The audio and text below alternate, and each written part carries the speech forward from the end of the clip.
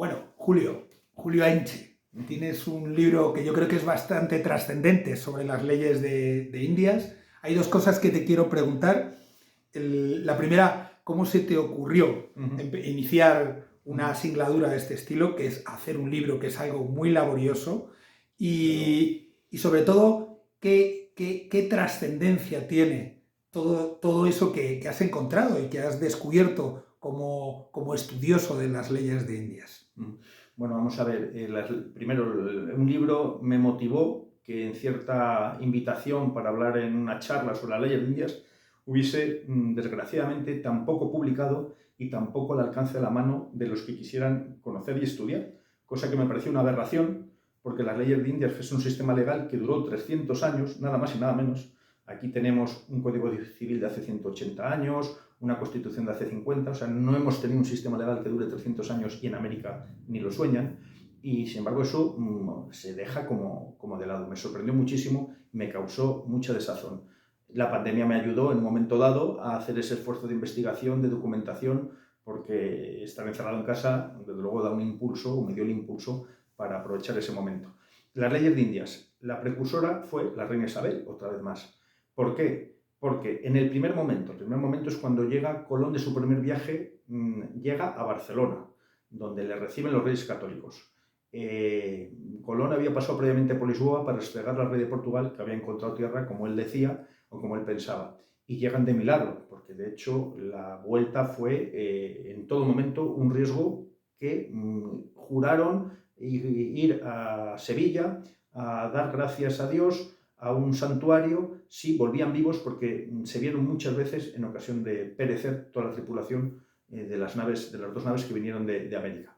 Pues como digo, primer encuentro de Colón con los reyes católicos en Barcelona, le da una instrucción que aparece en mi libro, una instrucción, la primera que le da la reina Isabel a Cristóbal Colón, para que traten amorosamente y suavemente y den conversación a los indios, y que no permita ningún agravio contra ellos, y que si se diera el caso, utilizara todos los poderes que se le habían dado al visorrey Cristóbal Colón con toda severidad y ejemplaridad. Es decir, ¿qué es lo que está diciendo la reina Isabel Católica? Me he encontrado un mundo nuevo, me he encontrado una realidad nueva. Lo que allí hay es un mundo de paganos, y yo los amparo en mi corona como vasallos míos, como los demás, como castellanos, como aragoneses, como luego lo fueron los navarros, que fueron después que las Indias fueron parte del Reino de España, por cierto, fueron después que las Indias. Y esto demuestra, primero, una humanidad tremenda, porque la reina Isabel era una mujer muy humana. La reina Isabel era una mujer que había vivido una adolescencia pues, complicada y con riesgo para su propia vida y su integridad personal varias veces. Y ella tenía ese corazón tan grande de pensar que podía haber abusos contra personas que eran súbditas suyas. Y no era fácil entenderlo así, porque lo que llegó en el segundo viaje de vuelta de Colón era que los primeros tripulantes que se habían quedado en las Indias, en San Salvador, se los encontraron la segunda expedición colgados de los árboles como jamones, brazos, piernas y muslos colgados como jamones. ¿Por qué? Porque los caribes se los habían comido.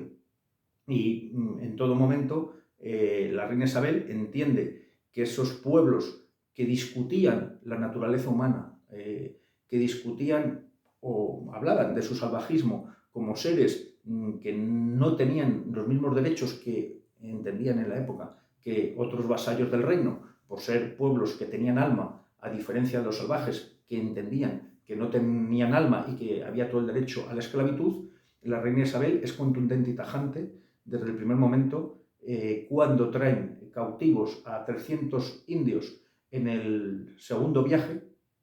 Colón, por su cuenta y riesgo, esos los vende como esclavos, porque la esclavitud era una cosa totalmente normal y permitida.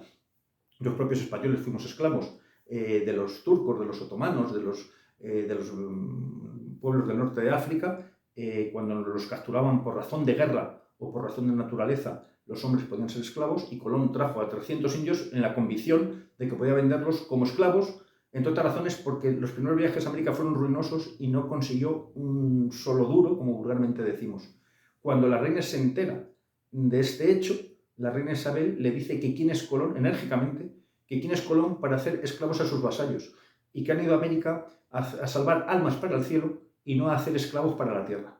Y da instrucciones para que se pregonen en todas las plazas de Andalucía, donde se habían vendido los esclavos, que se deben retornar, devolverle lo pagado por el esclavo y retornarlos a América, como se hace con Francisco Bobadilla, que hace un viaje a América, donde desaloja a la familia Colón del palacio del gobernador y toma plenos poderes y devuelven a los indios que había traído Colón por su cuenta y riesgo como esclavos. Es decir, eso, estamos hablando del año 1499, eso en el siglo XV es inaudito, eso es una gesta histórica que no hubiese hecho ningún otro rey, porque los reinos veían la esclavitud como algo normal y natural por razón de guerra o por razón de naturaleza salvaje en la que se consideraba lícito el hacer esclavos a otros semejantes.